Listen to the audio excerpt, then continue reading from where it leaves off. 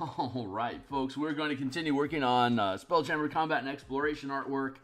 I'm going to check my signal here real quick. I'll go through my intro spiel, and then we will get to work here for 90 minutes or so, I guess. So, let's see.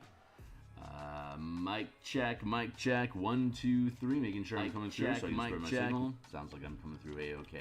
Cool. Click there, and then I'm going to infest the internet with notifications here real quick. So I'll go through an intro spiel to distract you while I click a bunch of buttons, and then we'll get things up and running. I guess I could have like a countdown screen in the future that lasts like 30 seconds or something like that, and we'd have a little less clunkiness of me running around clicking buttons like this. But I don't know. I'm not there yet. I could maybe get there someday. Maybe I'll figure that stuff out and we'll start doing that. Anyway, my name is Phil Kearney. Hey, I create role-playing games. I illustrate them. I publish them online. I've been focusing attention on Dungeons & Dragons 5th edition since the release of Guildmaster's Guide to Ravnica, which is back in 2017. I thought there was going to be a color mana system of some sort to help represent what Ravnica is in the Magic the Gathering setting, but that didn't happen, so that inspired me to begin creating 5e content. You can actually see that stuff in the link down below. The 5-color mana spell point variant rules replaces Schools of Magic and spell slots with a 5-color mana system that you'd recognize if you play Magic the Gathering. So currently we're building the Spelljammer Combat and Exploration document. It's a deep dive into using 5e combat, spell casting, and exploration rules from the Player's Handbook and DMG, and then upscales them for ships that are 50 feet or 500 feet in size, and expands exploration out to the 100 million mile space, which is the amount of space that a ship can traverse during one day of downtime activity.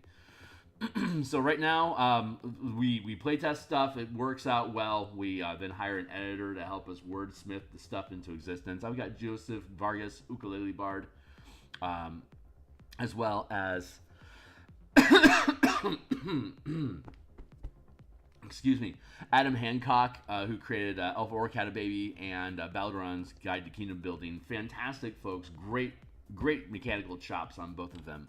So they were a big help in creating this document. Once the text is built, we break it up into bite-sized ideas that we can place on the page. You can see here we've got all these blank spots in the Creature Menagerie section. So we're going to export these pages, bring them here into Photoshop, and then we have the bare spots here. We fill it with illustration.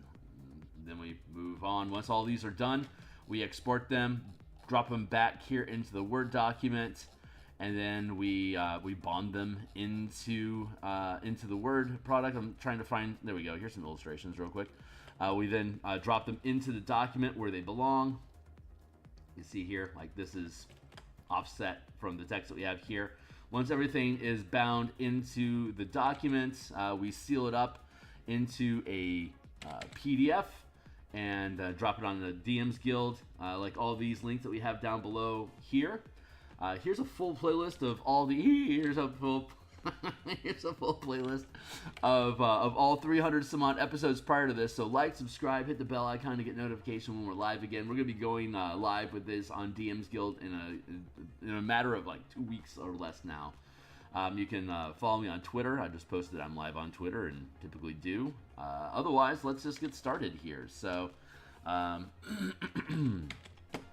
Yeah, we were working on this page. I had to, I wanted to have this done, and so we can move on to the other pages that we have in the document. But it doesn't seem that was our fate last night. Life had other plans for me, as it does. So I'm just going to keep working on this one to get this one finished up and get off my plate, and we're going to do similar sort of atmospheric stuff for the other pages as well, to help anchor the creatures that are on the page into, pardon the pun, but a space. So we'll see how that shakes out.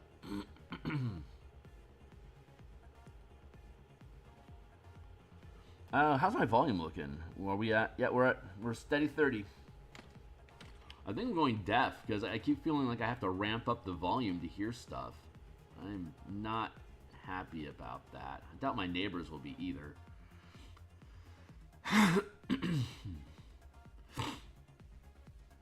Oh well, it'll end up being what it's supposed to be.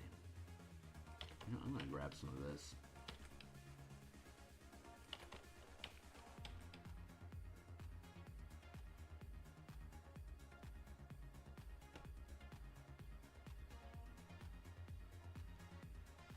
So if you haven't seen the lunch stream that I have been holding on Mondays, Tuesdays, and Fridays, this week we've been diving into the Spelljammer campaign that I am building for my own home table. I run campaigns from level 1 to 20 in about 200 to 250 hours. We just finished our third campaign. And so the request was Spelljammer. So obviously I've been building a Spelljammer book for the past year. They're into it. And but did not specifically playtest it. Normally I have my home table playtesting stuff, but where we were at in the campaign did not warrant inclusion of Spelljammer, and I didn't want to derail the campaign. It's a new team that's never ran a 20 level campaign before. So since it was a new team, I wanted to make sure that they got everything out. Like, they'd never played D&D before. So I wanted to make sure that if this is the only opportunity they ever have to play D&D, that I gave them everything that they could possibly have. So I ran them through a ton of tropes and gave them the full 1 to 20 experience, so that if they walked away from the hobby, they would at least have had an opportunity to experience they had the full experience. Like, not many people get to play a 20 level campaign. So when I bring somebody into the hobby, I want to make sure that they have the opportunity to experience all of it. in case this is something that they want to do for the rest of their life. And well, I got some of them coming back for another campaign. So that's fantastic. They all came back. Well, the ones that survived anyway. We started off with 5, and just natural attrition over time takes people away from your table. So you're always recruiting, whether you want to or not. At some level, you are always recruiting for your game, because you don't know when you're going to lose people, and you're going to need more bodies on the board, as it were. Something that I'll share this as a rare tip, I guess. For somebody that runs campaigns from level 120 fairly regularly. I will say this, that when you're attempting to replace lost players, if you're running a 20 level campaign that's serial and you accumulate hundreds of sessions of play, your players are going to bounce off of that content. If they weren't there to experience it in real time themselves, then they're just basically being asked to read a novel they didn't want to read. They get a book report, basically. And the test is, do you know what the fuck is going on when I mention Sir Halbert's name?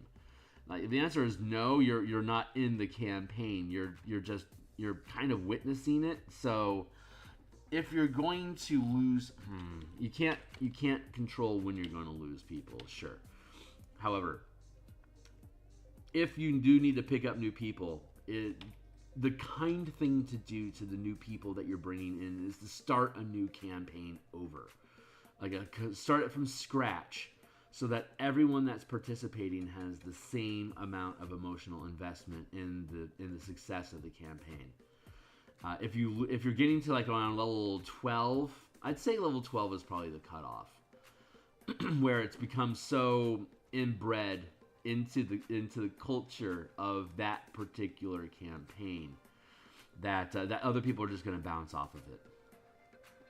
So either start off with enough bodies that if you lose some of them, you'll still have enough momentum to be able to carry through to completion, and then you can recruit new people and start over. Or if everyone agrees, then just start over. Let the current sacrifice the current campaign for the new people that are joining on the team, and let them know that you have sacrificed a 1 to 16 level campaign or 1 to 12 level campaign specifically so that they can participate. And ask them, are you are you invested enough in this, and do you think you'll have the tenacity to show up every week to make it worth the rest of the team giving up the campaign for you to show up? And if you do stick around, you will also get to that 16th level or that 12th level or whatever, and keep going if you stay.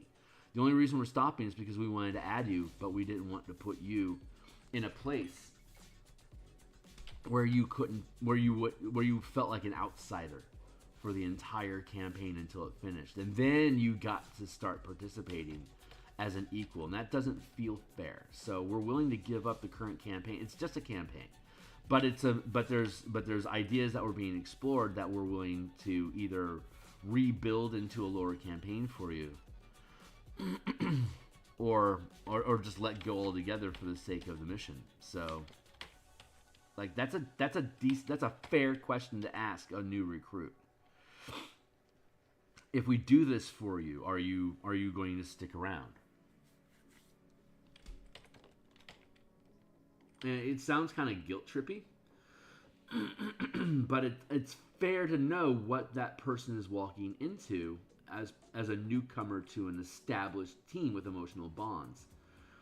We're adopting you into our group, and here's what we're willing to sacrifice to do that because we think you're important. Is that trust well placed? And that's how you start beginning the bonds of friendship with somebody. That you're out from the outset saying, we want to learn to depend on you. Are you a dependable person that will hold that up? And then you can start building self-scrutiny, because you'll get burned occasionally, I'm sure. I've never formalized it like that, because I've always started off with teams of 5, knowing that I'll end up losing 1 or 2 of them over the course of the campaign, and so the campaign will survive. But if you're starting off with 4 and you have to keep recruiting, like we lost 2 people and we ended our campaign with 3, so I need to recruit more people in so that we can survive attrition. But if you don't have that luxury, then you're going to have to build that culture into your game if you want it to be able to survive long term in high levels. Anyway, that's some of my thoughts. That's apparently what's been brought to the table today for discussion, so enjoy.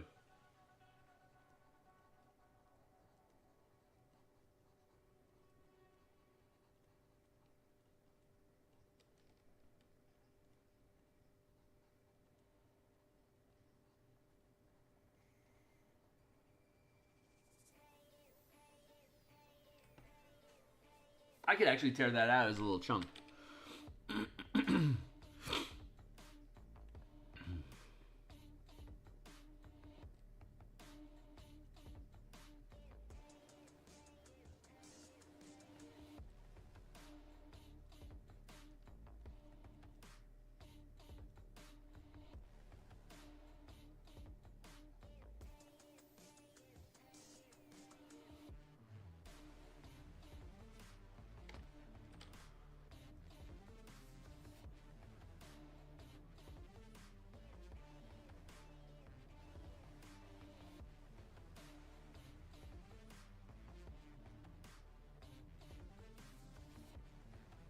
I'm fairly happy with this. And it's turning out pretty much how I expected it. It's a bunch of clouds. I'm not controlling individual results here. I'm just letting the color traipse itself along the page to define where it wants to be, and just making, light fluffy clouds as we do.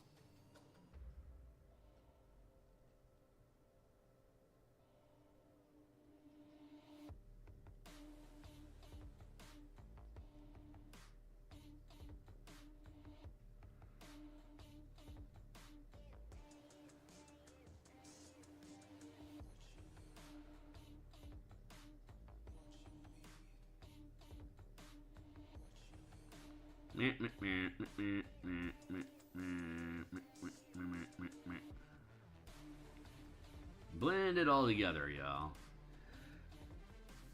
I'm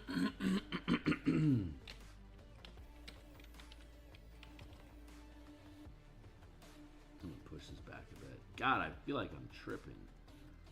There's some sort of weirdness going on inside of my head right now.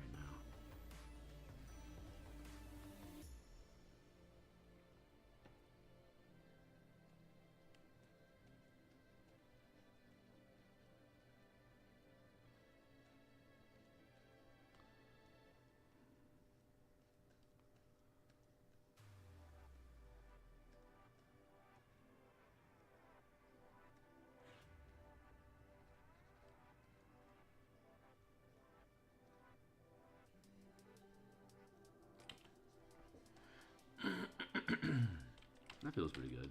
We'll spread this down here.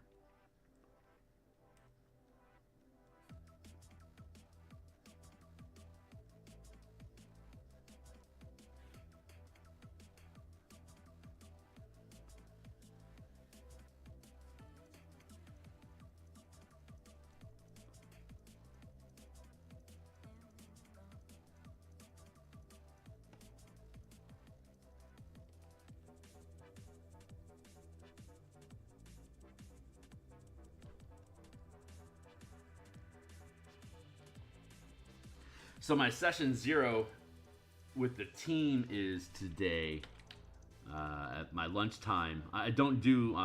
so Wednesdays is the day I typically run game at lunch. And our backup day is Tuesday. So folks that are present on my stream frequently, you'll see that sometimes I'm here on Wednesdays, sometimes I'm here on Tuesdays. Tuesdays or Wednesdays. So Mondays and Fridays, yes. Tuesdays and Wednesdays, one or the other, typically. And that is because my lunchtime adventure team typically has Wednesday lockdown, but sometimes when schedules conflict, we can slide to Tuesday. And so when I lunchtime adventure on Tuesday, then that means that I will be able to stream on Wednesday. And currently we're keeping Wednesday as our designated day, but if that that gives me a chance to do design stream for the game on Wednesday. I can do design stream on Mondays and Tuesdays each week. So I'm going to continue doing that probably until the beginning of March. I think that's how long I'm going to need to build out the campaign to be sustainable for a couple years. But we had a lot of fun yesterday tearing apart the idea of industries as ability scores that was introduced in Adam Hancock's Balduran Guide to the Kingdom Building, and we really lean into that mechanic. Hey, what's up, my guy?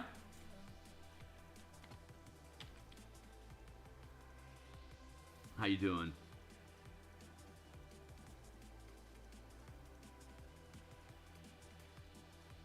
Time to draw. Got our art on, my guy. How was your day yesterday?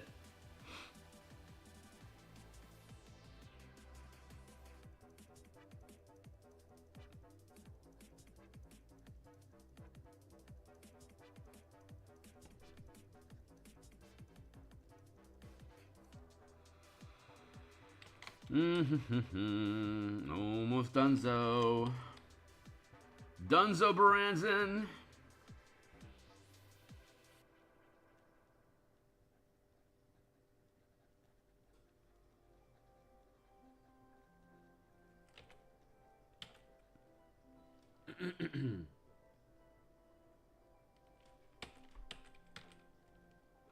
I was actually about to start talking about that. How ironic. So we've got 4 industries that we're going to be dividing tasks between, which is going to be commerce, military, loyalty, and lore.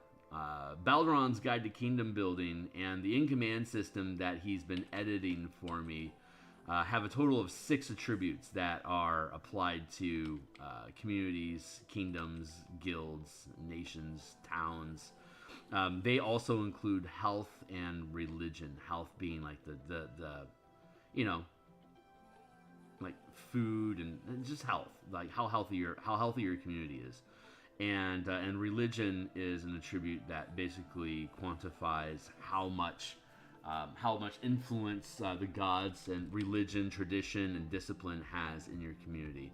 Like from like a monastic perspective, like monks and clerics and druids, that divine / meditative Zen state. That's what religion measures. But this isn't a community campaign. It's specifically a asteroid belt guild, right? So measuring we can what's the word?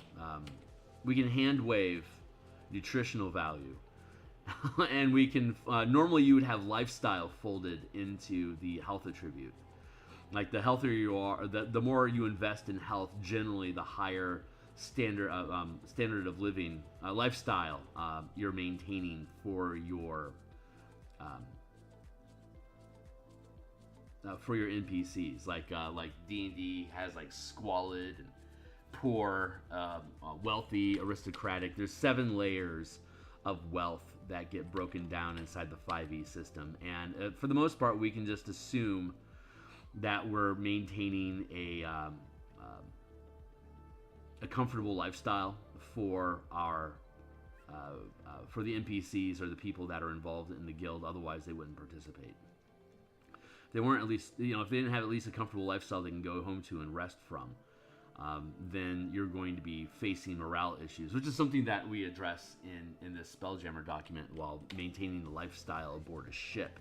But the amount of time that they're going to be spending on a ship specifically is going to be fairly low, because they're tending a garden effectively. So and since faith and religion isn't, or like the gods, isn't really a big theme in this campaign, I'm not anticipating anyone specifically needing to sync up with a god or like an otherworldly patron or anything like that. So I can let those industries and attributes for them slide, which means that we'll have a lot of resources opened up between the 4.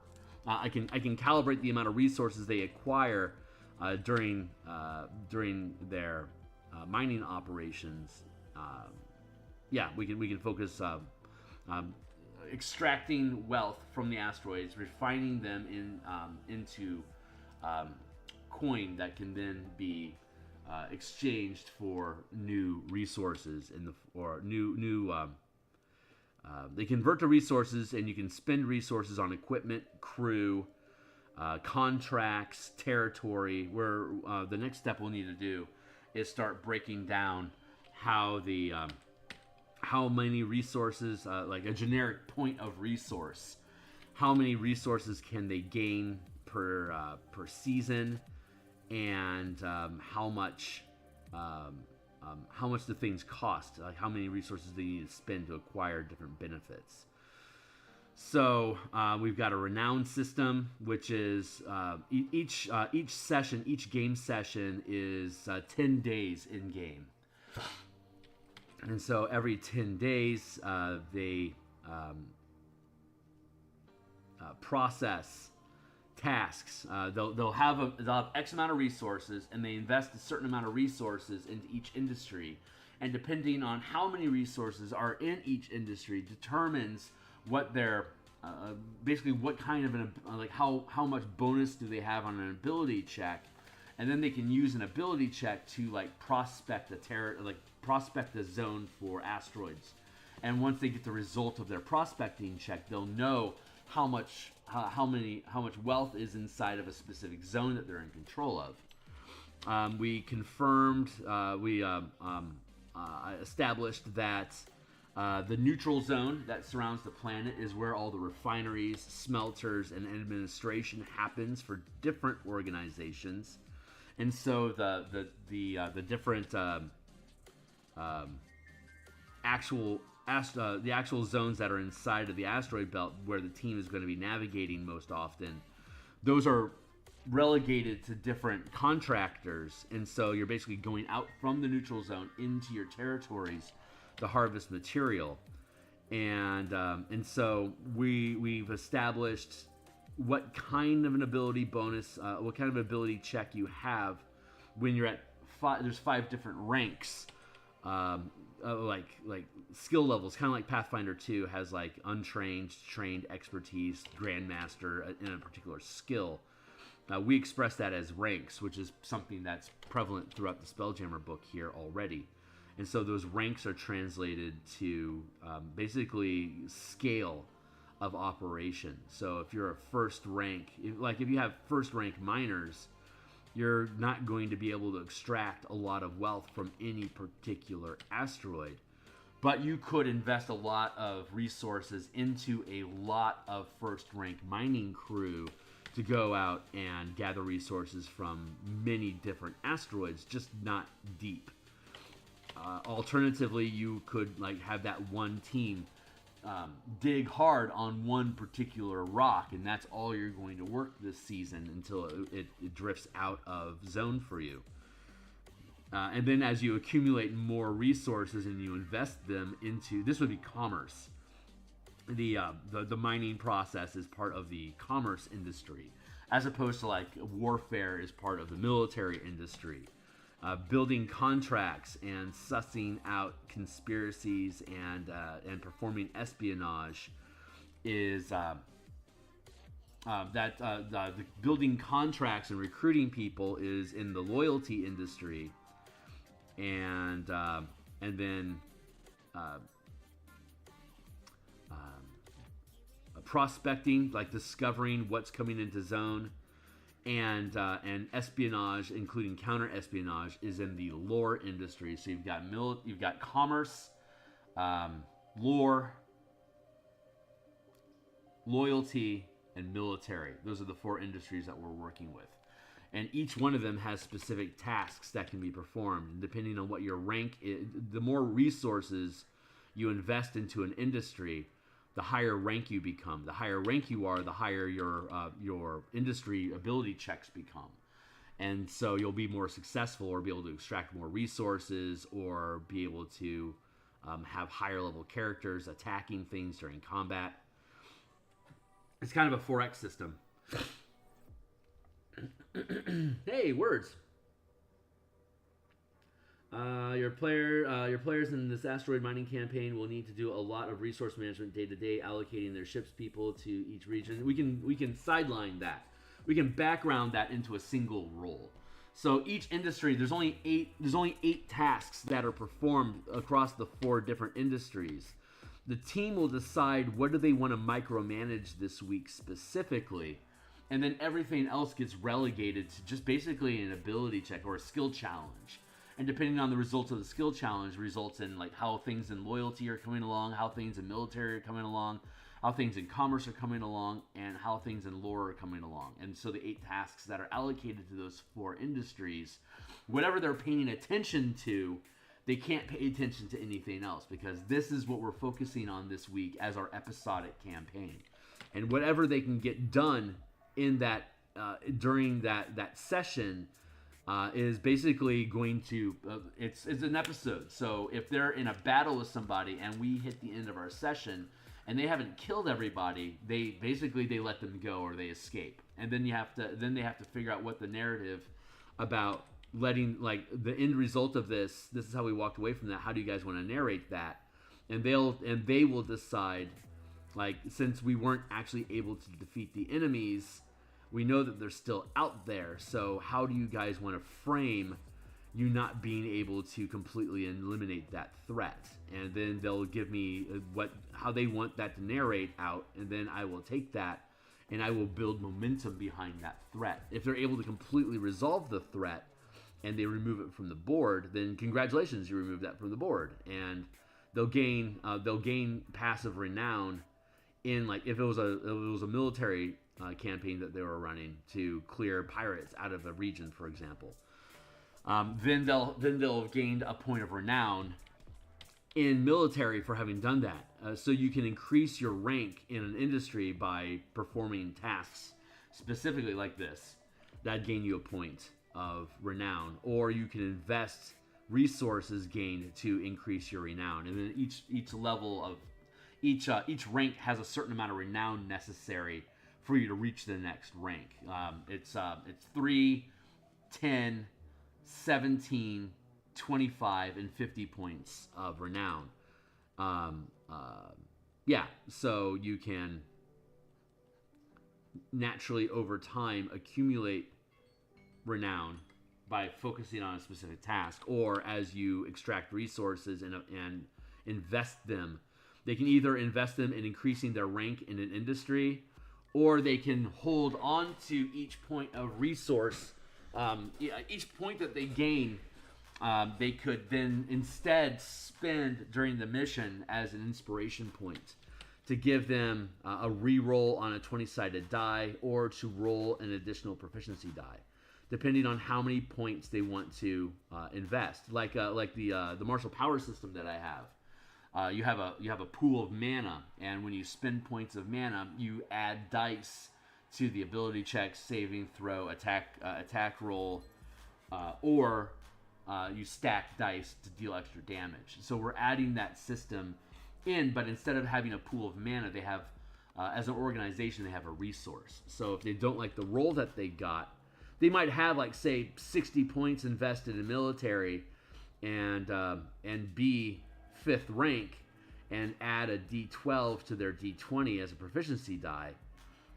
But they could also take an individual, they could burn off permanently a point of a resource point to re-roll the D20, or to add an additional D12 to the result that they got, so that they can scale up their effectiveness by burning off their resources.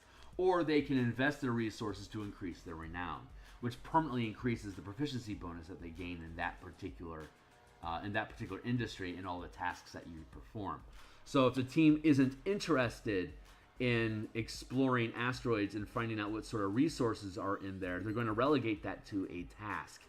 And depending on how well they roll on the task, they may discover there's like if they roll, like, say, a 16, and we're looking at the scale of rarity and value for those different materials in the asteroids, like platinum's pretty far up there.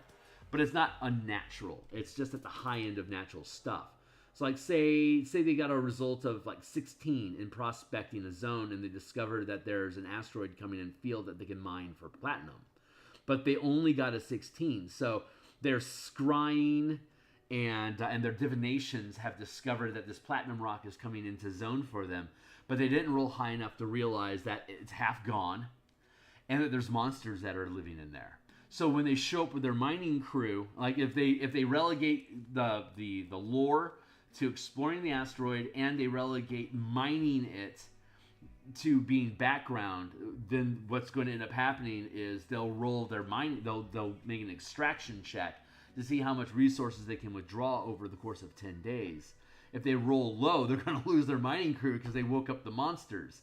And now they have to they have to specifically take that task individually. I mean, they could relegate it to a military check to see if they're able to chase the monsters out of there. But if they roll low, they're going to lose those resources too. So at some point, the team has to toggle in to do it specifically themselves. That might not be what they want to do right now, but god damn it, this platinum asteroid is important to us. So we're going to invest this week to secure that rock and extract resources from it. So the team actively is going to be making, they'll have ships and mecha that they'll be able to run through the dungeon to chase the monsters out. And they can be spending action economy to have the mining crew come in behind the military force to start pulling out resources while they're being secured and guarded. If the team can resolve that scenario within the span of the session that we're together, congratulations, your results are your own. Or you have to bail. Why? We're at the end of the session, you had to bail. Why did you have to bail? Oh, because we cracked open another nest. Or we've taken so much damage that we have to leave. Or we were able to hold off the monsters, but we can't find any more platinum that we can easily extract. So we're just going to bug out. Like, those are the different ways. Will they ever have time to do things? Yeah, so each week, specifically, so each week they're choosing, between sessions, there's only 8 rolls that you could potentially make. And so it's easy for them over the course of a week. As soon as the session ends, we'll do die rolls for the different industries, and that'll give me 2 or 3 days to process what those results mean. So by on Monday, when everyone's back at work, I'll be able to drop an email saying, hey, here's the results that you got from your industry checks. What tasks do you guys want to specifically dive into when we show up on Wednesday together? Maybe I'll drop all that stuff in and then drop the comprehensive message on Friday, so they have eyes to think about it, and then they can resolve over the weekend what they want to do. So then when I come in on Monday, they'll chosen which industry, what task do they want to specifically pursue. So by Wednesday, when we're live in the game, I'll have had enough noodle time, and I'll have my workbench on Monday and Tuesday at lunchtime to be able to flesh out some of the mechanics on that stuff. So it should flow well, and it's a short session, so I don't have to do a ton of prep each week. Yeah. So the real question is going to be: will I be able to design episodes of adventure that they'll be able to move through far enough to feel satisfied, or are we going to have to shift? This is all hypothetical. I've never ran a campaign this way before, so I'm having to figure out how to make it flow narratively so they can feel satisfaction at lunch. So I only have an hour. I only have 1 hour each week to play this stuff. So in a serial campaign, they got as far as they could get, and then they're done. So let's move. We'll pick it up next week. Good luck, guys. And it took us literally 5 years to go through a 20-level campaign, and that is the most elongated, extrapolated campaign I've ever ran as a DM. So I didn't want to do that again, because like I was talking at the beginning of the session, and I'll probably have a tear out essay about it. But like if you have a serial campaign and you build up too much inside information, you can't recruit people. So if I'm expecting an attrition of players like usual, and we want to be able to recruit new people on over the course of the game, then we need to make it in an episodic with isolated scenarios, so that if a newcomer jumps in, they don't feel like they're on the outside watching instead of fully participating. So by building an episodic style of campaign, I don't like how this is doing. If I build an episodic style of campaign where they have this background growth overall as an organization, but each week they're going to be doing something different, and it's self-contained into a small digestible concept. And here's how your dice work, and let's go. It'll be easy for us to integrate new people, like to recruit new people into the mess. If we end up losing people, and which is going to naturally happen. People leave, priorities change, blah, blah, blah. You have to be prepared for that. And so having a 4-year serial campaign running from 1 to 20 again is not going to be inviting once we get to level 9, 12. Like I was saying, level 12 is about when people start bouncing off of stuff. Like there's too much. If you start from level 1, by the time you get to level 12, there's so much going on inside of a campaign that it's really difficult for a newcomer to feel like they're more than a sidekick, because they don't know what's going on. So you have to plan that stuff out. I'm gonna smudge all this in. There's too much.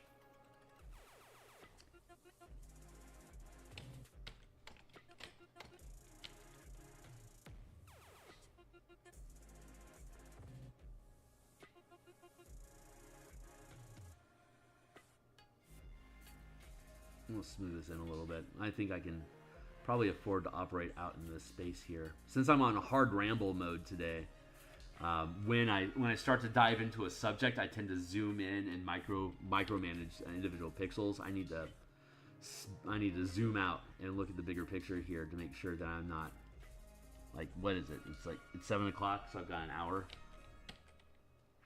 I can be done with this today if I don't allow myself to get trapped up in minutia.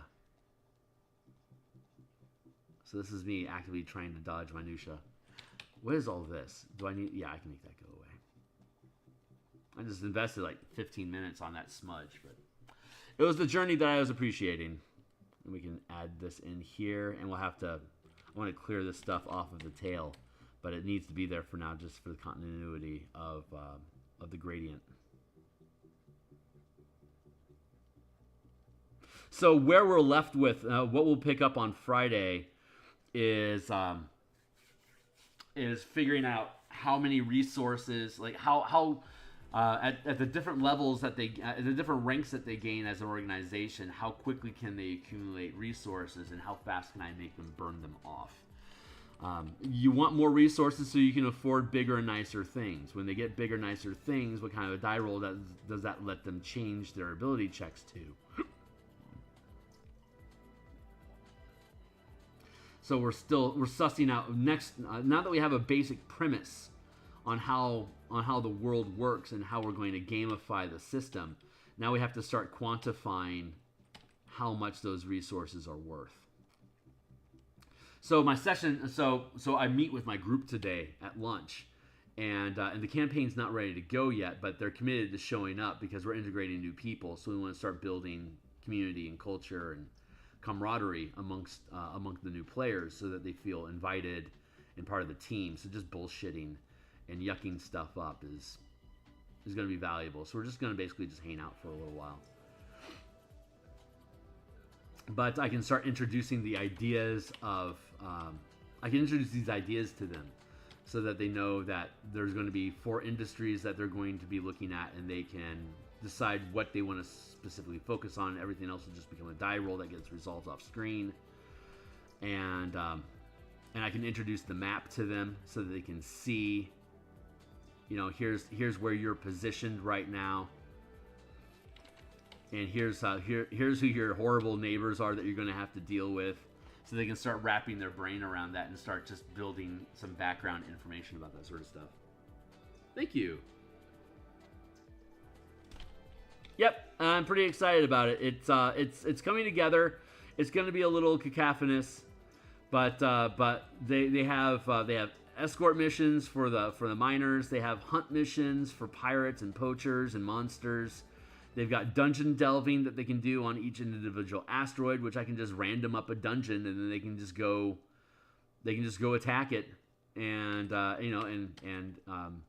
clearing all the rooms means that the asteroid's safe for the miners to come and extract as much wealth as they can.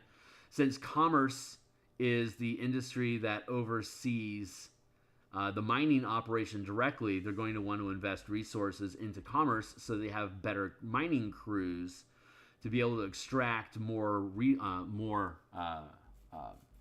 material from the asteroids that they can then convert into more resources.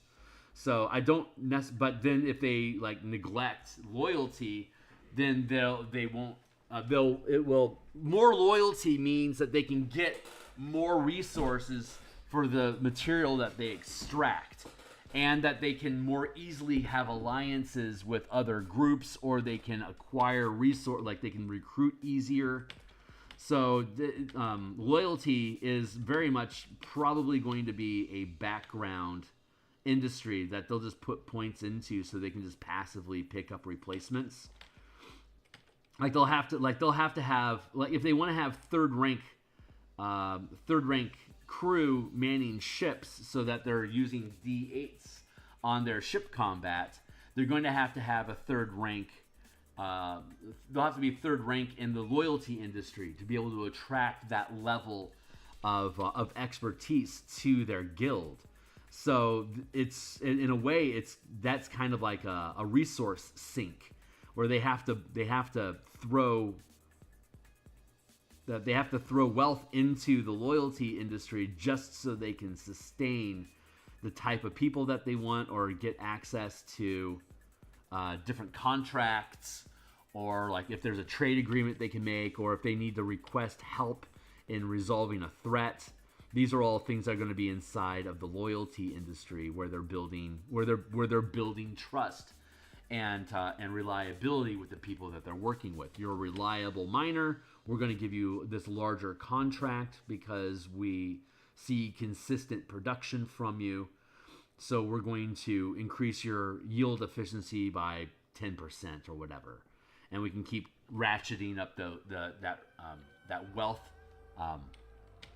ratcheting up the wealth that they gain for the materials they extract so they can gain more resources, because they'll need more resources as they gain ranks to continue gaining rank.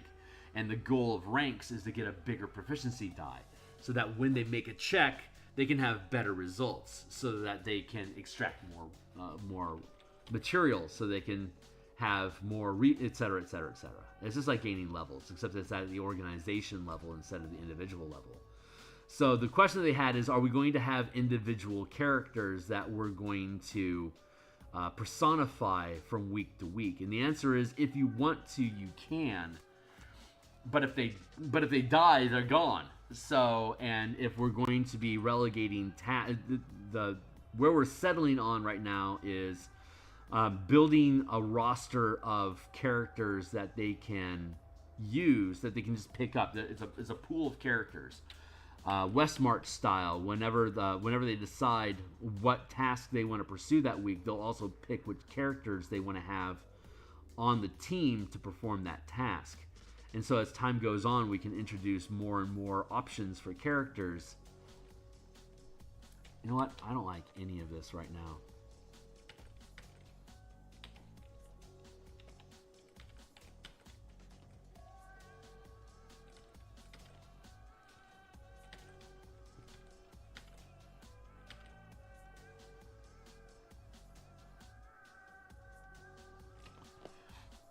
I actually like this framing. I'm now actually happy with this framing. I had to do all of that and destroy it for me to realize that I liked how it was. Ugh, Kearney. Sometimes the road less traveled is less traveled because it's just not a good road, sir.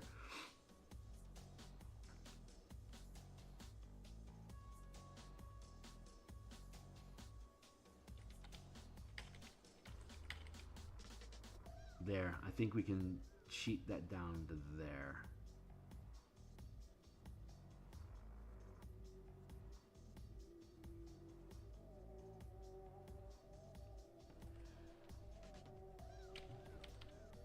Nope.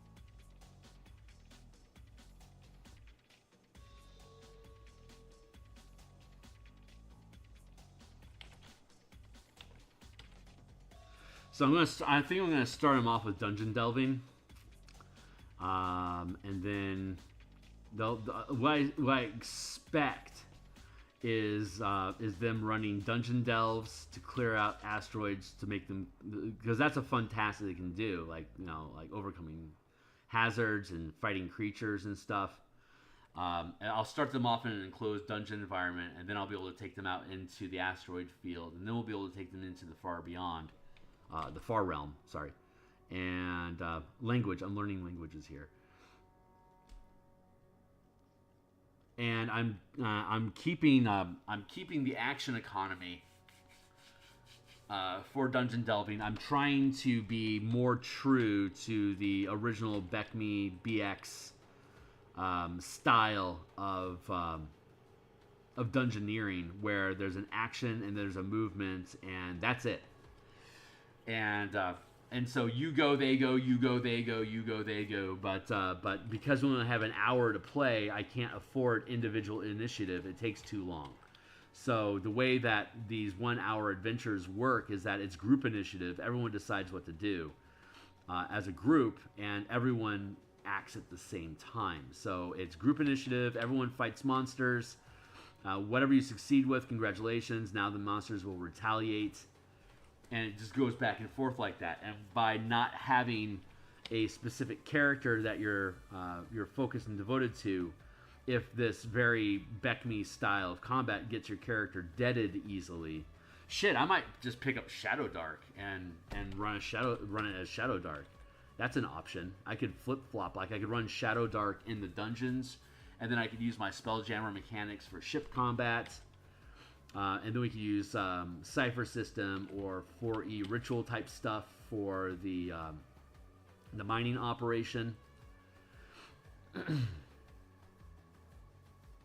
I might I might actually do that. Did I just talk myself into playing Shadow Dark? I might have, because like in that, like torches are really important. You have 1 hour torch. That's the length of time that the game runs each week. That's not a bad idea.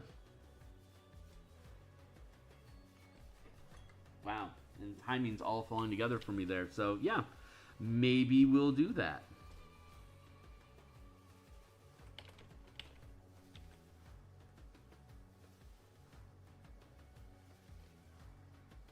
The way that I have to run games for a 1 hour lunchtime adventure is so different from what 5e is anyway. Calling it D&D is basically saying, here, pass me a Coke, even though it's Pepsi, you know? So like, we're not actually going to be playing 5e. We don't have the time in it. If it was a in my last campaign, we were able to do 5e because it was serial. So like, if they're in the middle of a fight and we reach the end of our lunchtime, it's like, great, we'll just save it here and we'll just pick up next time. And it's your initiative when we go, and we just pick it up. But if we might be able to start doing, like, if we find that we have a core of 4 people, like we have 6 people on the roster, and if we're finding that we're having 4 people show up consistently, or even 5, then we might be able to actually slide into a serial version. A serial format that runs multiple episodes, multiple sessions. It's just going to be, because we don't know how the new team is going to jive, and how dedicated they're going to be. So setting up the game to be serial from the beginning doesn't make a lot of sense. But even if we do, we could resolve it down to like 2 or each session is effectively 10 days in game. So if we run multiple sessions, it'd be like, okay, well, this took 20 days. So that means that I'd have to cap things to be 10-day sessions, and things resolve every month. That's when the timeline takes forward. Is every month, then things get resolved. That means that if we did start doing serial, then I would at most have 3 sessions to resolve something. But if I stick to 5-room dungeons and use a light Beckme Shadow Dark type system, then we can keep it contained to 1 to 3 sessions. I think I can run a 5-room dungeon using Beckme mechanics in 1 hour. Maybe. I've never tried. And we're going to see. We have to see, A, is it possible? And B, is it fun? Is it something they're going to want to repeat? Just diving into asteroids ad nauseum will become boring. So it could be a limited campaign, and if it only runs 6 months and then we do something else, we didn't promise. This is not a promise of a 1 to 20 campaign. This is, you're part of a team that's exploring asteroids and you're extracting wealth. And if we decide that this style of play isn't fun and we want to try something more serial because the team is locking down, then we can shift gears into doing that. But we could still keep this mining operation as our background narrative, and then just shift into larger ongoing themes. And maybe the team gets an affinity for a particular type of task that could then feed into what's the larger campaign going to be. So even if this doesn't work out and we default back to a normal campaign, we'll have all the mechanics in place to be able to do so.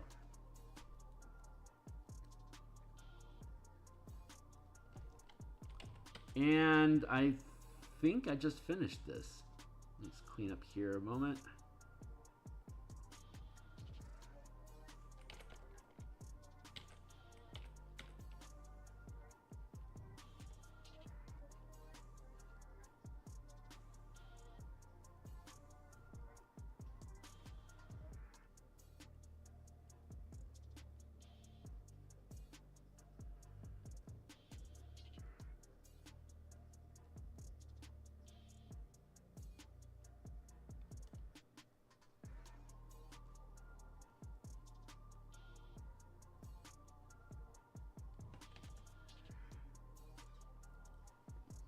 I don't like that flow. I kind of do. I don't like how it juts down. Yeah, let's just clean that up.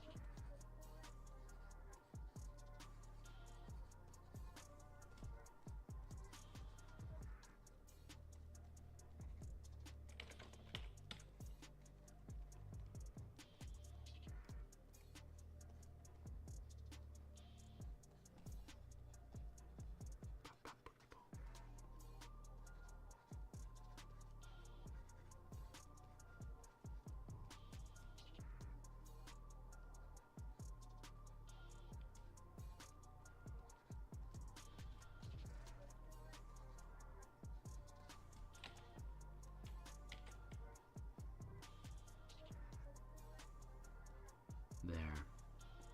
Hey, what's up? Yeah, Hammerhead Sharks are fun.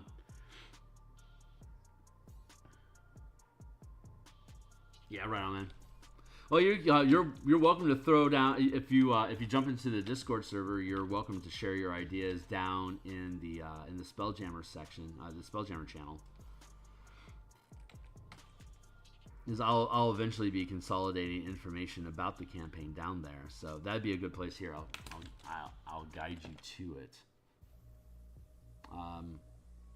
Here's the this link should still work. Yep. Oh shit! I'll need to update that. Okay, I'll need to update my my Discord link. So when this stream is over, that will be updated. But I don't know. Honestly, I don't know, Bill, if you're in my Discord or not. Are you Coco? Is that, or am I misremembering? But down here in, let's see, in general conversations, this is a decent place to add that. Yeah. Sorry, I'm horrible with multiple names. It's hard for me to track when people have more than one name. But yeah, go ahead and dump some ideas down there. That's a good place for ideation.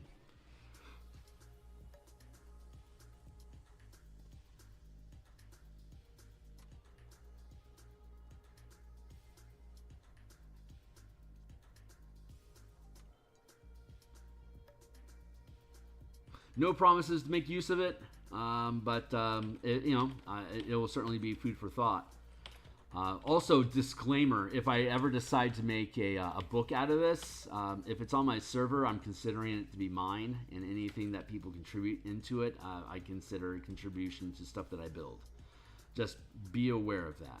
If what I'm doing is inspiring to you and you want to see me build stuff out with it, potentially, then go right ahead. If you're posing stuff like, hey, here's the thing I made, check it out, I'm not going to steal that. But like, if you're like, hey, that campaign that you're doing, I was thinking blah blah blah, that blah blah blah becomes mine.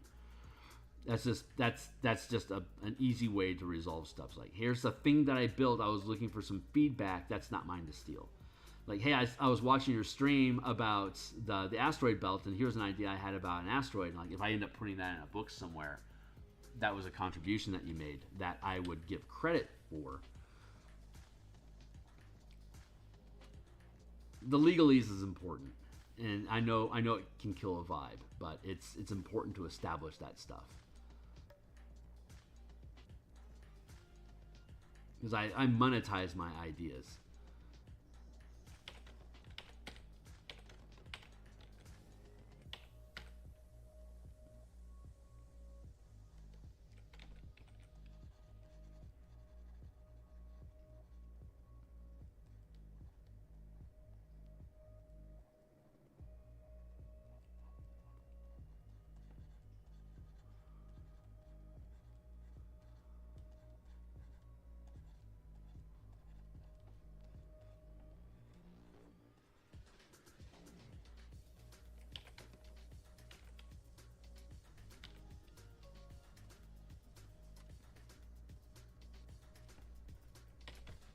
So if that's fair, yeah, be welcome. Drop some stuff in there. Let me take a look.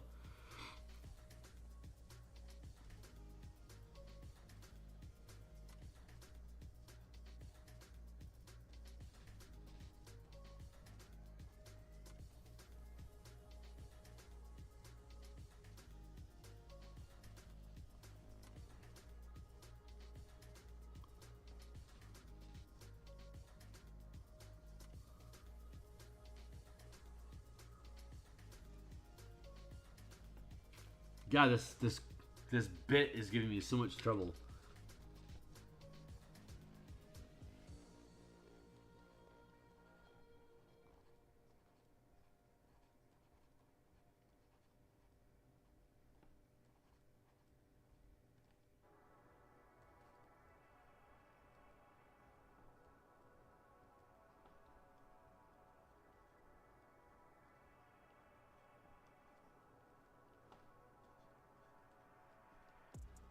There. I think that's going to be...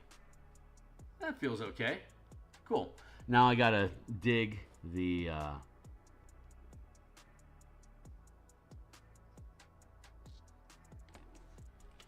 dig this guy out.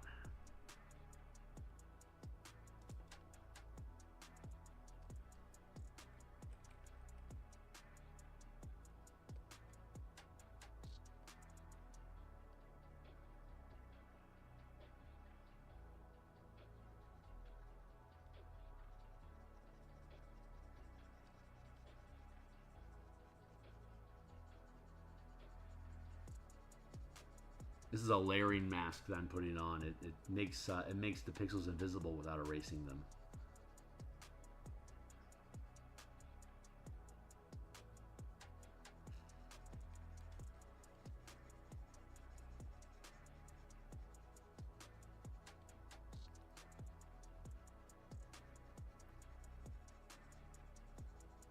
Okay.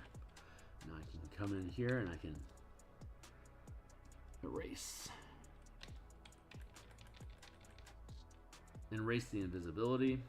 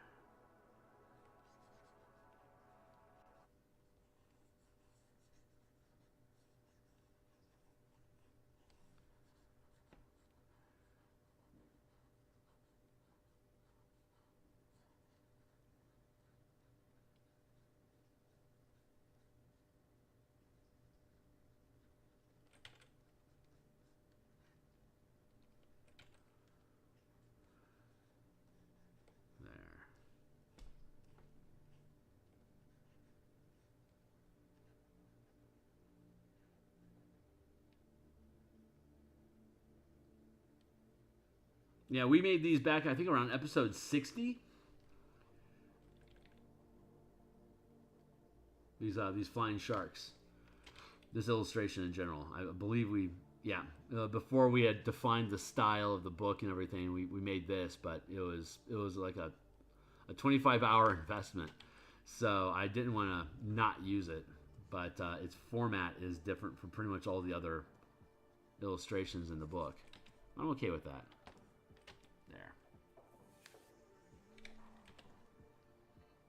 There we go. That's that piece. I'm going to hit save here real quick, and I'm going to give myself a coffee break. Do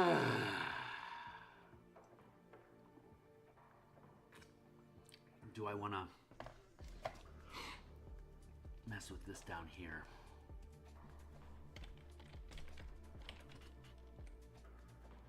And have this break frame like that.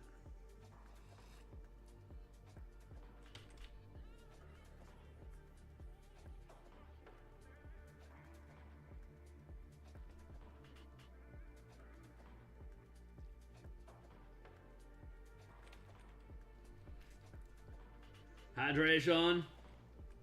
Thanks, Bill.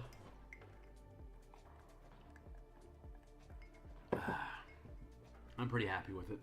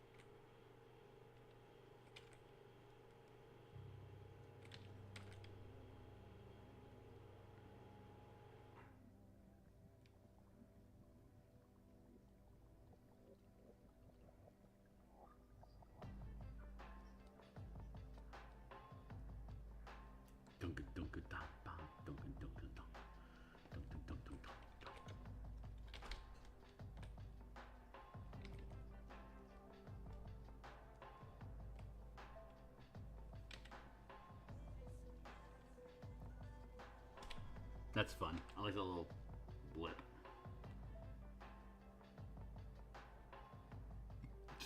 All right, I'm gonna hit save. Oops. I'm gonna hit save.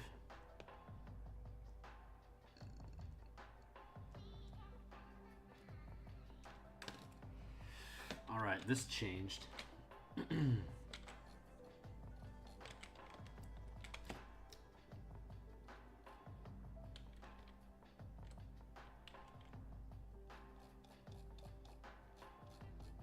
Is that still in the right place? Yeah.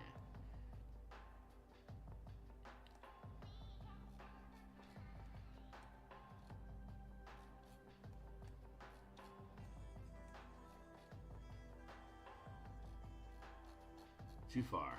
We're in hazards. Here we go. Yeah. Oh wait, did this text change?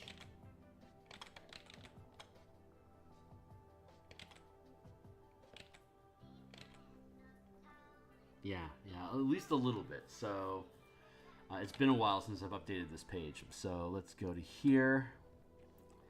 Let's go down to our text layer to conceal that. Let's go to here. This is page 73. Extract. PDF.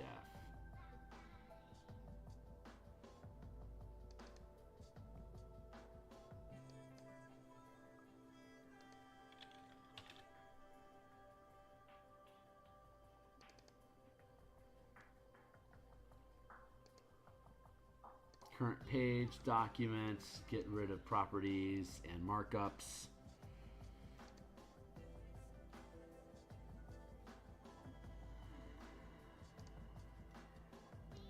Publish.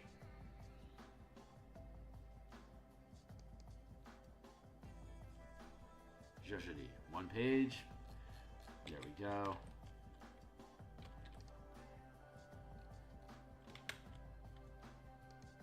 That was horrible. I almost accidentally deleted the entire thing. Luckily, I haven't actually made any changes to this. I can just close this out, and it doesn't matter. So I'll have to make sure I hit. Yeah, see, it didn't even acknowledge that there were any changes. That's good.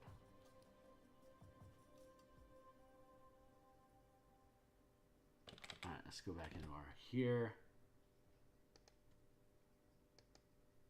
Put cover here. Open. Says me. Go to creatures.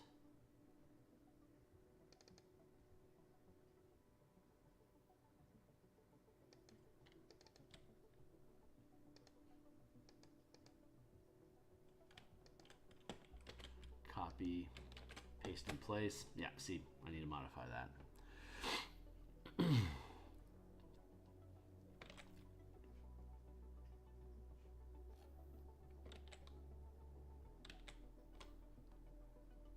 need that anymore. Save. So the Cosmic Horror. Creatures average 100 feet in size. Following revisions assumes the horror ore is occupies a 2x2 square at the 50-foot scale. Using the stats from Boo's Astral Menagerie with the following considerations, the Cosmic Horror can increase the scale of movement to a maximum of 1,000 miles per square. 100 million miles per day travel between worlds. Cosmic Horror doesn't require air to survive, and in the Astral Sea, it doesn't require food or drink either. As a bonus action, a Cosmic Horror can take the disengage action or scuttle a ship. As a reaction, a Cosmic Horror can pace a moving target or make an opportunity attack if the target moves out of melee reach. Bite, I need to fix its reach. Nice, okay.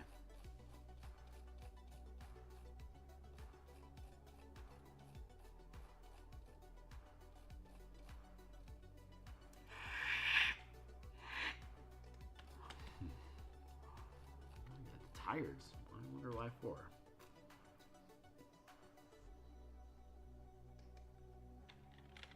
Oh, because it's the bite. That's why.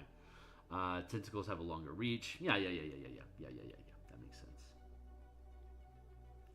Horror can grapple objects and creatures up to 500 feet in size. Escape DC 18. Until the grapple ends, a horror cannot use the tentacle against other creatures. See grappling tentacles in the section above. Legendary actions. The following revisions actions assumes a horror occupies a 2x2 space at the physical scale. Otherwise, use the stats from BAM.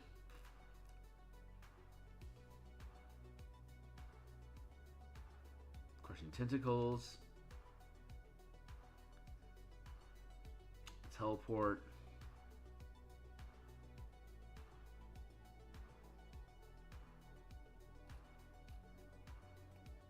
Cool. All right.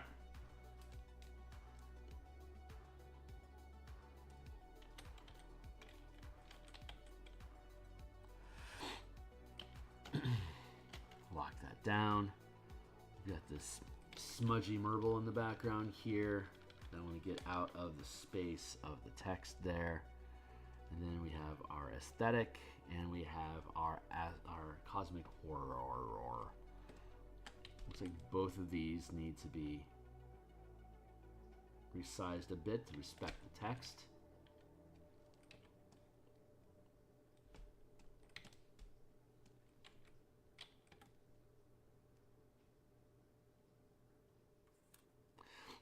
These are tokens that we built.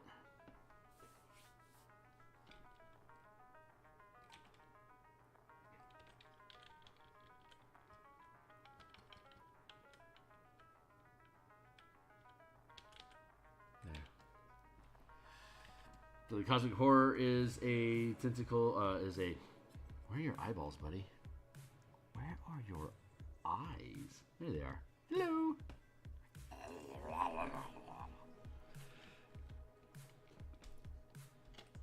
So my task currently is I've got this page. I've got a few pages here that we do this. Here's the different critters that we're dealing with. So I want to make sure I have my pages updated. And since I have all these creatures that are filling through here, this one I'll probably put some astral splash down here. I want to make this astral splash integrate with the coloration that it's adjacent to.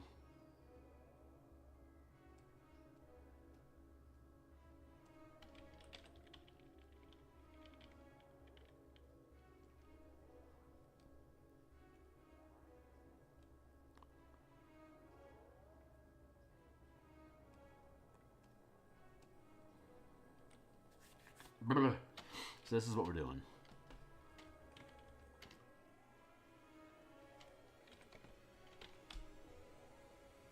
Yeah, fuck it.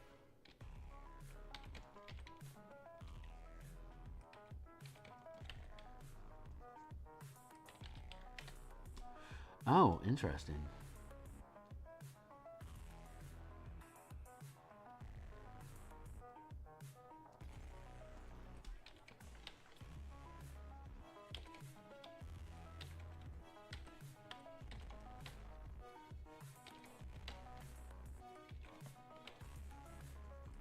This should be pretty subtle. It's just a gradient.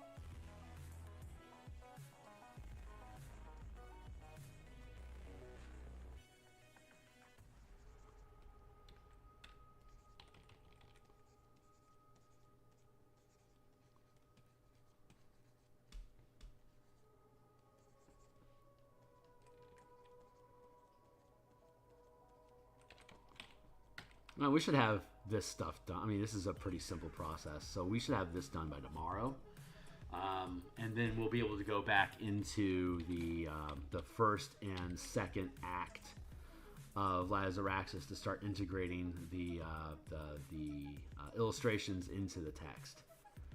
So we're on the last 4 pages of the Lazaraxis conversion guide. I'm still working on it. Oh boy, I'm grinding the guardrail like a nail on a file there. But I'm happy with the results that are coming along. I'm trying to find ways to simplify the process so it's more easy to digest. I think it's a little dense on ideas right now, and I need to simplify them all. So I'm going through that process, which isn't a very entertaining process to go through. So I'm doing that off screen in my downtime. And but I'm trying to bring to these morning streams interest and value, stuff that are interesting, stuff that you'll see in the book, blah blah blah.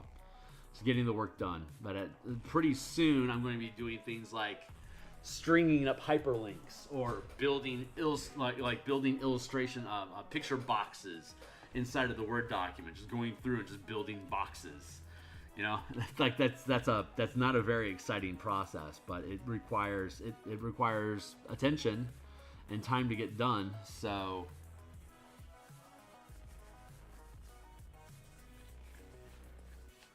that's what we do.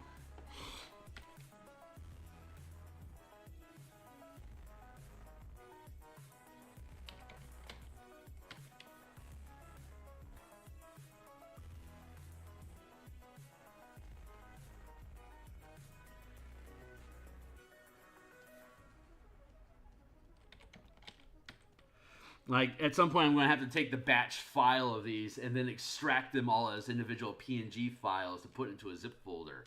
I don't know how interesting that's going to be, but it's stuff I've got to get done. So if I run out of actual aesthetic tasks to perform here on stream for you guys, I will either bore you with doing that minutia and that little those micro tasks, or I'll just switch to Eberron in the mornings and finish the stuff in the evenings. I'm not sure where we're at, but that's a decision I'm probably gonna have to make next week.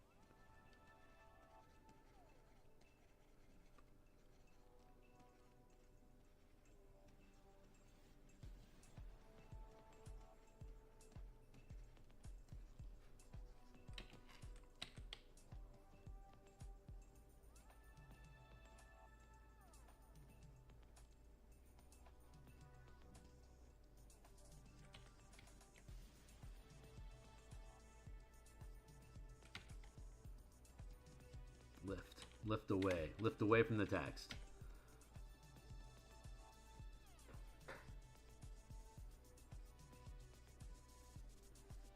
Fair enough.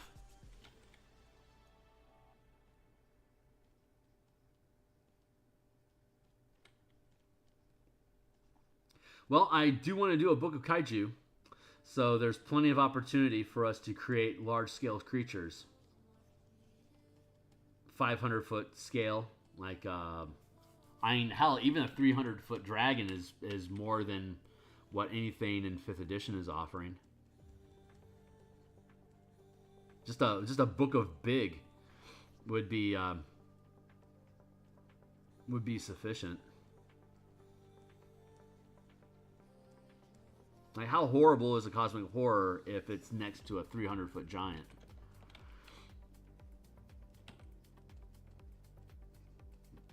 Bigger than Bigby saw.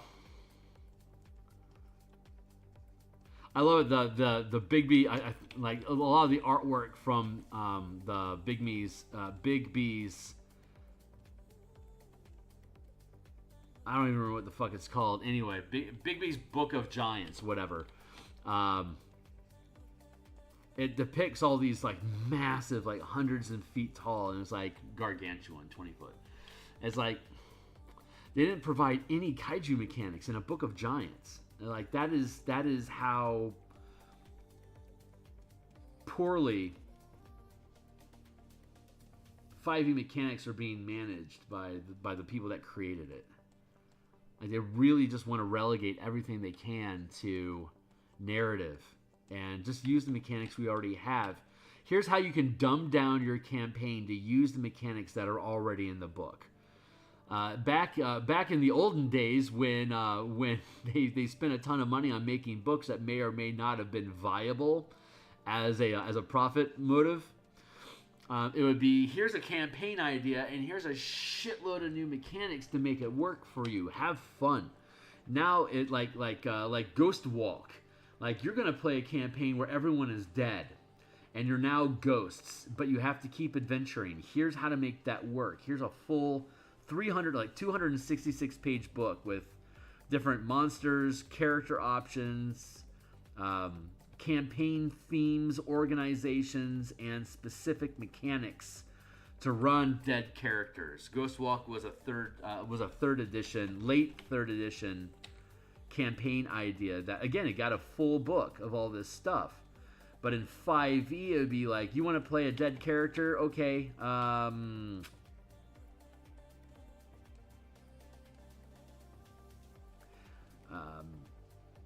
Play your character like normal, but now here's the incorporeal template. Like we'll make incorporeal adventures, and here's a 90-page adventure about your characters in the ethereal plane.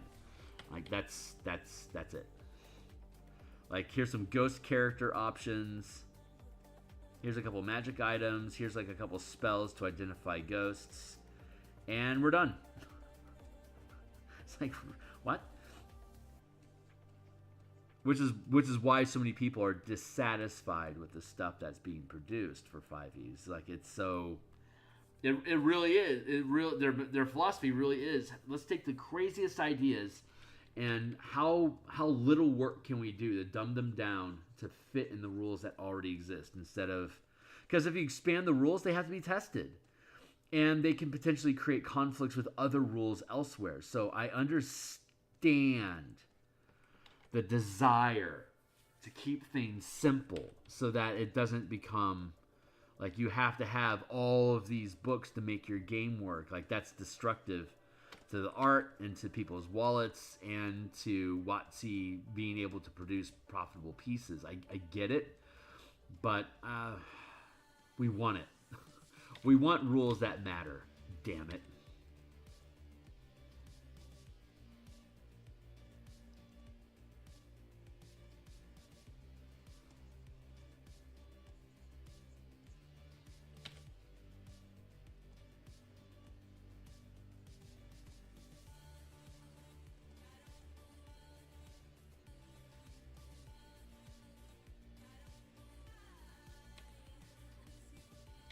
But I don't think there's a large enough audience. Like if there was, I don't know, man. I don't know. I don't know if it's just a niche interest that doesn't have legitimate enough momentum behind it, or there actually is interest in it, but WotC won't hold up anything as you can use this. This is going to work for you, because that would be. Like if they pointed to my 5-color mana spell point variant rules and says, if you want to run Ravnica and want to use color mana, you should use Phil's stuff. That makes me a millionaire. Like just like that. Like people will buy the fuck out of my books if WotC says Phil's color mana system is awesome. You should use that. He's done all the work for you already, so you can run a 5-color mana campaign in any Ravnica setting or any other setting that you want to. It just works. Here you go. Like they would immediately be picking who gets to win in the RPG industry. And word on the street is that they're offering contracts to third-party content producers that are large enough to bring an audience with them to have access to putting books on D&D Beyond, as opposed to DMsGuild or just Kickstarters. And I know that there's going to be Roll for Combat is going to have a video today, I think, addressing that topic. But it is very, very much choosing who gets to win and lose in the industry by being tied directly into D&D Beyond. And of course, that would require contracts. That would make it exclusive agreement to have like your book only on D&D Beyond. But it has such a built-in audience. It's like you're basically picking a winner. And that is envy worthy. Of course I want to be an authority. And I want people to care about what I have to say, and for me to do things that when I do things that they're going to get backed and they're going to be successful, and that I can help other people make a living off of doing this stuff and build an industry out of it. Of course I want to do that. Everyone does. Everyone that does this type of stuff wants to.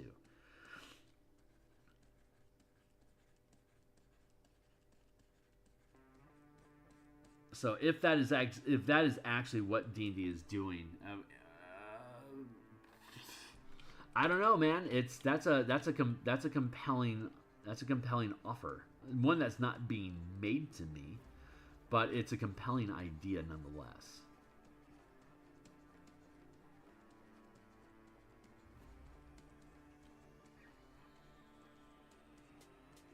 But yeah, seriously though, if Watsu is like, yeah, we want to integrate your 5-color mana stuff in, we want to be able to sell that stuff on D&D Beyond, but it'd have to be exclusively there. I'd be like, yeah, 100% in a heartbeat. Who wouldn't want that? It's like a built-in audience of 10 million people. It's like, yeah, buy my book. Even if only 1% of you buy my book for $10 a pop, that's $1 million. Immediately become a millionaire. That would be hitting the game design lottery. But currently, WotC is the gatekeeper behind that sort of stuff. Because no one else can immediately make somebody have a win like that. No one else has enough weight in the industry to just declare somebody to be a winner like that.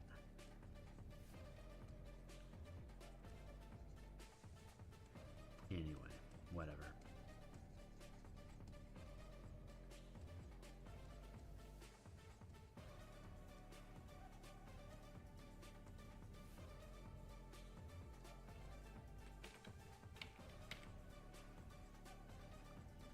And is that it? That's okay. I can start doing, when I'm ready, I'll start doing Kickstarters, and I'll have my own path, and we'll see where I go. I'm not crying or lamenting right now. I'm just noticing the change in the industry, and honestly, it's exciting. If I build good stuff that people like, then there's a larger path that I can climb to. That's actually, I think, really exciting.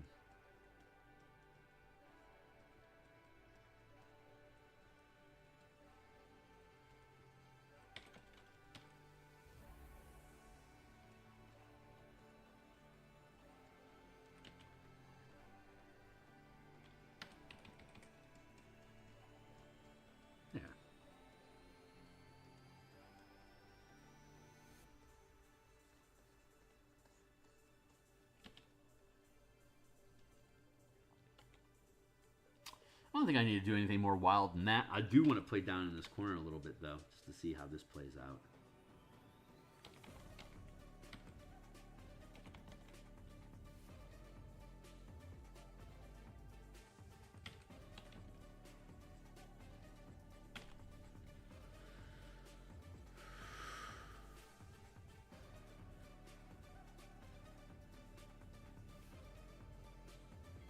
Hey, how about that? Is that my timely timer telling me my time is done? Holy shit, it's 8 o'clock? Yeah, it's time for me to get the hell out of here, guys. All right, cool. Well, I mean, we effectively finished this page. I'm fucking around in this corner a little bit, but we've effectively finished this page. So I'm going to go ahead and save, bounce out of here. Bills, man, thanks a lot for the conversation. Looking forward to seeing anything that you might post down in the Discord channel. I'll be back again tomorrow morning. We'll continue working on this. I'll be back tomorrow night to continue with Eberron token art.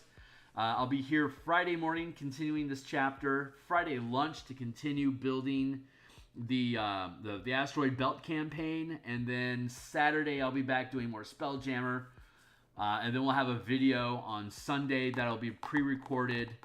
Probably be, I don't know what we're going to do yet. Maybe the Rieger. We'll see. But yeah, thanks a lot. Thanks a lot, my guy. I will see y'all on the other side. Later, Gators.